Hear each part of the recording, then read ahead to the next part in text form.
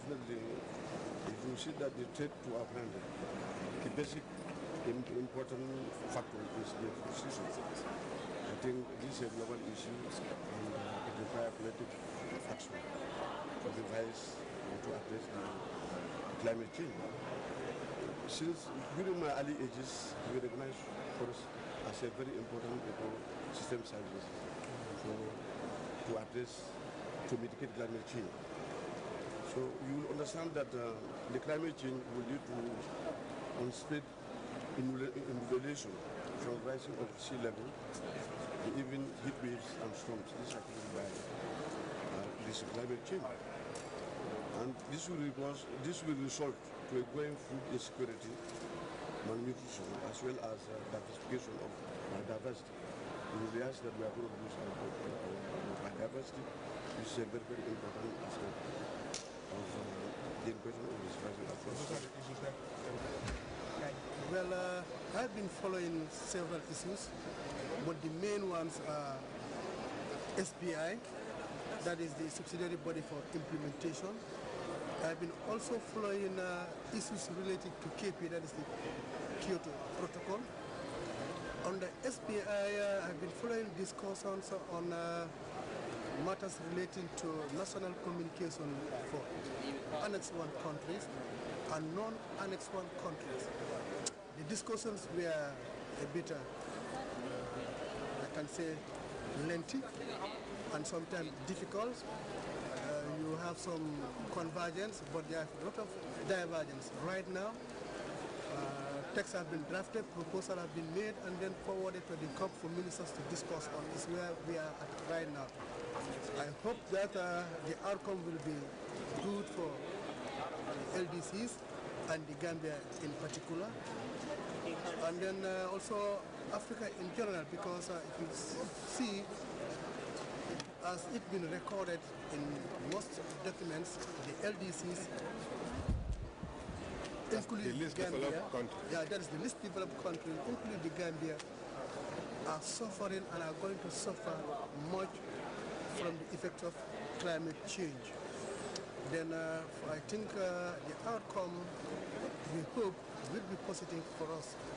Okay, because there are some texts which have been already adopted, which is on our NAPs, that is the National Adaptation Plans, which could also include a mechanism for implementing it. That text have been adopted with no problem. On the KP, I have been following issues with regards to the second commitment period, and then there also we have some convergence, but a lot of divergence.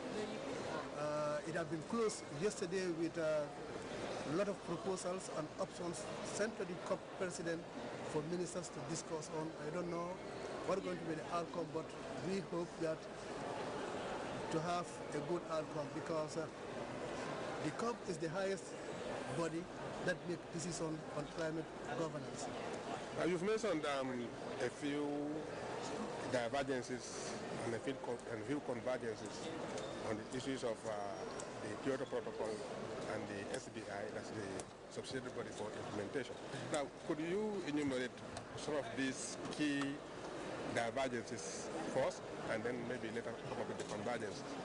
Well, it will be the main ones. Yeah, the main ones. It will be difficult to just enumerate the divergence and the convergence, because give me just a few examples, 3 examples. Okay, just like example for the second commitment period. That should start from 12 to 2013 to 2020. The LDCs and the OACs, and I think with the G77 and China, are asking for a first commitment period of 5 years, while the other partners like the EU and others are proposing an 8-year period of a midterm review. So this proposal has been sent to the COP president, been presented to ministers to discuss on. So maybe, I don't know what's going to be the outcome, whether they'll agree on the 5-year commitment period or on the 8-year commitment period. But we are saying also, even if the 8-year commitment period will be accepted, but they have to raise their ambition, that is their emission pledges. But all these are proposals now sent to the minister to discuss on. This was an interesting adventure for all and sundry. As far as we are concerned, my detail was to follow on matters related to RAID, which is deforestation and forest degradation. As you know, globally, deforestation and forest degradation account for 20 to 25% of greenhouse gas emission globally, which is really, really significant. And Gambia is no exception to this. Now, what we have learned over this period is try to learn from other areas where RAID projects have been initiated, planned, and implemented, like in Kenya, in Tanzania, Liberia. We all share the same ecoregions, and in Latin America, like Brazil, Asia, Nepal, and so forth and so on. So we have learned a lot from these people. We are trying to network with them, and we are gathering as enough information as possible to take it back home and try to devise our own ways and strategize to see how best we can implement RAID projects in the country.